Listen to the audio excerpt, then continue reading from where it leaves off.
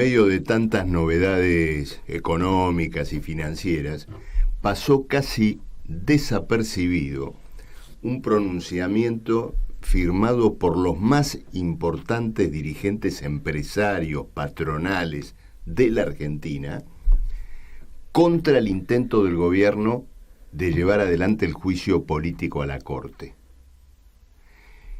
Es una cuestión importante en primer lugar por el peso de los que firman este pronunciamiento, donde están los directivos y presidentes de las más grandes patronales de la Argentina, oponiéndose a este juicio a la Corte.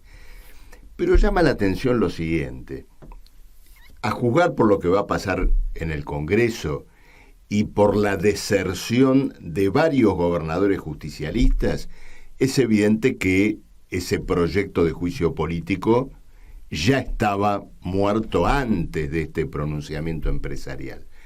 Lo único que le quedaba al gobierno ahora era hacer algo de agitación política, aspavientos, audiencias públicas, convocando a gente a declarar en los salones del Congreso respecto de medidas o atropellos de la Corte.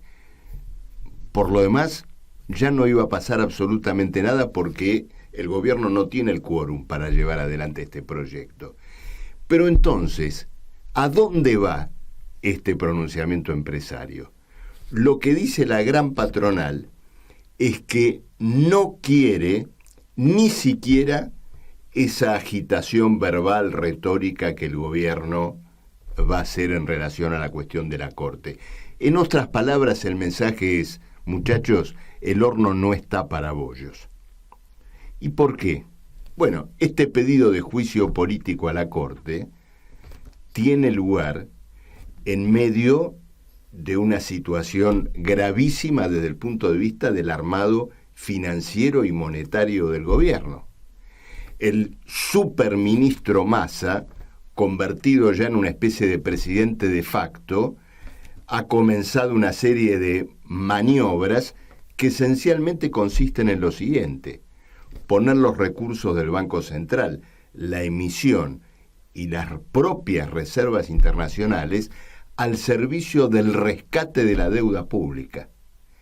Esa operación, esa aventura financiera, como todos sabemos, está caminando por un hilo muy delgado y la gran patronal no quiere ruidos alrededor, no quiere que toda esta situación sea perturbada.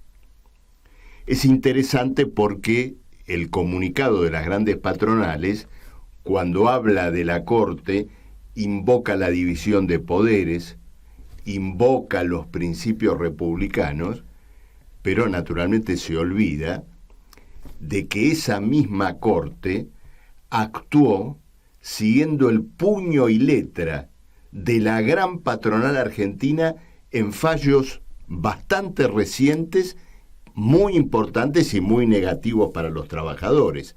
Por ejemplo, cuando falló avalando el despido encubierto de un trabajador, o cuando dictaminó a favor del régimen reaccionario de riesgos del trabajo que hace algunos años atrás consensuaron en el Congreso kirchneristas y macristas, o por ejemplo cuando esa misma Corte Suprema estableció que las huelgas autoconvocadas, las huelgas votadas por trabajadores sin el aval de un sindicato o de su burocracia, son huelgas ilegales.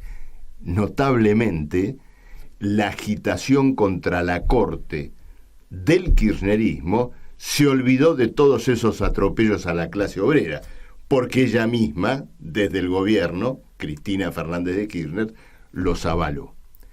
En resumen, ahora, de este pretendido juicio a la Corte, queda muy poco, queda poco y nada, y esto, desde el punto de vista político, tiene grandes implicancias, porque si el binomio presidencial y vicepresidencial, Alberto Fernández y Cristina Kirchner, había quedado reducido a la verborragia contra la Corte, mientras gobiernan Massa y sus medidas de aventurerismo financiero, bueno, ahora la gran patronal no quiere ni siquiera la demagogia contra la Corte.